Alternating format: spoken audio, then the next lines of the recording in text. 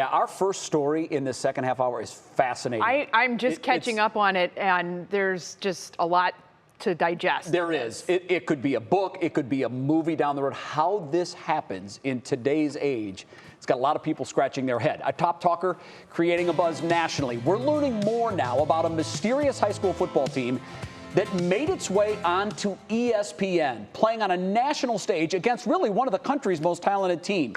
Florida's IMG Academy played at Canton's Tom Benson Hall of Fame Stadium on Sunday against this mysterious team. And there are a lot of questions about the legitimacy of one of those teams. And now the company in charge of recruiting the high school team says they were misled. 3 News' Laura Queso explains what's new with this investigation. Bishop Sycamore told us they had a number of Division I prospects on their roster. To be frank, a lot of that we could not verify. It's a team that continues to raise eyebrows, even among ESPN commentators.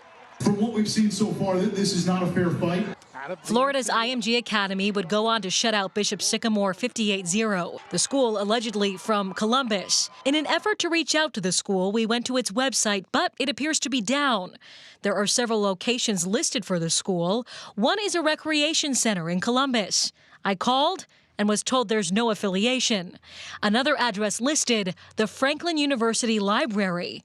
The school's spokeswoman tells me in 2020, someone from Bishop Sycamore reached out to inquire about leasing some space.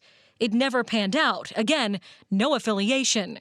The Ohio Department of Education doesn't list a school under the name Bishop Sycamore, and the Ohio High School Athletic Association said the school is not within their membership, therefore, they do not follow the association's rules. Meantime, the school has played local teams, including St. Ignatius and Archbishop Hoban High School, something allowed under OHSAA rules. I reached out to Paragon Marketing Group, the business responsible for finding matchups for ESPN. The president writes in part, "We were misled about Bishop Sycamore's roster. On the Paragon end, the vetting process should have been much more thorough in the weeks leading up to the game." The company says it's placed more than 700 high school sporting contests on the ESPN networks since 2002.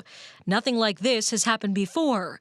Going on to say, quote, "Moving forward in regards to independent, non-traditional schools without an establishing track record, we will enhance our vetting process." So we went to former Ohio State football player, now OSU sports equity professor, for some perspective.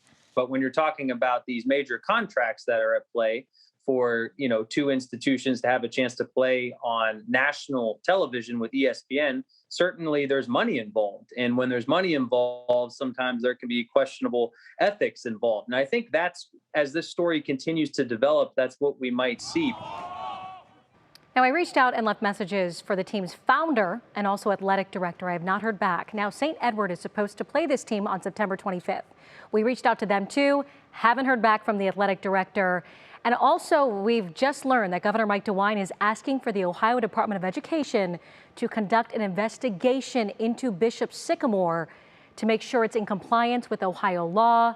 We will have more on that on What Matters Most at 6.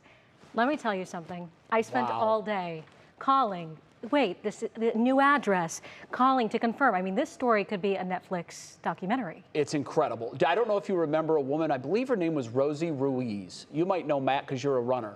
She duped the world into thinking she won the Boston Marathon. Oh. She didn't run it.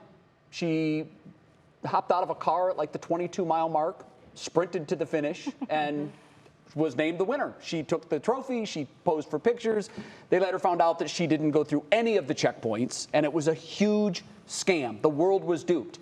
This is on that par. This is on that level to me, because ESPN is extremely thorough at vetting these kinds of things. Sure, they have but to be. This one got through. And I will assure you that the broadcasters in the booth, as they're looking at the 2 teams before the game, there were all kinds of red flags going off in their mind saying, one of these teams is not like the other. Because just on the look test alone, Florida IMG looks like a college team. Right. This other team, by the way, played a game 2 days earlier on Friday night. And it was 58-0. Yes. You know? A bit of a mismatch. It is, but more to come, I'm sure.